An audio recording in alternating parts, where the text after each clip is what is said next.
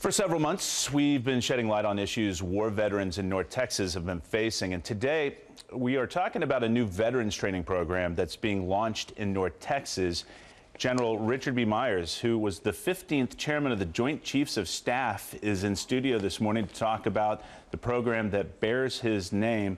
Thank you so much for being here. It's great to be here. Thank you. This is a really interesting project, and we've been talking a lot about the fact that so many of our veterans are going out into the workplace and having a little bit of trouble. So this is great. Tell us what kind of training is going to be offered. Well, this is training that's associated with a group called MediSend, which is based here in North Dallas, that provides medical supplies and equipment to third world countries, and also biomedical equipment training. And it's a very specific course, a very technical course. And they decided, and I've been part of that group for some time as an advisor and supporter, and they've decided that why don't we turn this inward and see if we can't help veterans, because the veteran unemployment rate's higher than the general population. And so what they're offering is training in biomedical equipment, maintenance and the technical aspects of that, in a field, by the way, that's growing at 30% over the next 10 years. Is that why you chose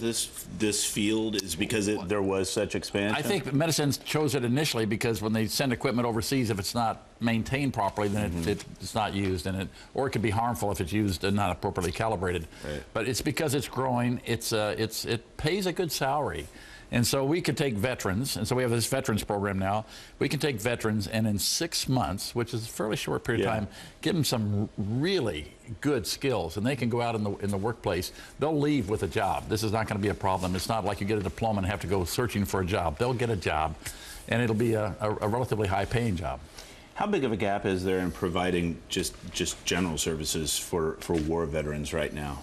I think there has always been and probably always will be a gap between what the government can provide and what has to be made up by the private sector or nonprofit groups like MediSend. There's always going to be a gap. The good news is that in America we fill that gap very well. I mean, Dallas has been very supportive of MediSend over time. We've been around doing a few awareness events here for this particular effort, and the community has been terrific, absolutely terrific. How can people who are not military, who are watching this right now, civilians, all of us, help the initiative? Well, they could go to the website is one of the ways to see it. It's www.medisend.org, and they can view the details about the initiative. But there's going to be more about this as we go forward. And the good news is this is a Dallas-based nonprofit that's going to now work not just helping folks around the world, but helping our veterans. And we think probably we can get a lot of veterans right here in Texas that would want to be part of this. Well, as President Bush's chief military advisor and the Joint Chiefs of Staff said, they could have a better advocate. Thank you very much, No, General. thank you. Thanks for the opportunity to tell folks about it. Absolutely.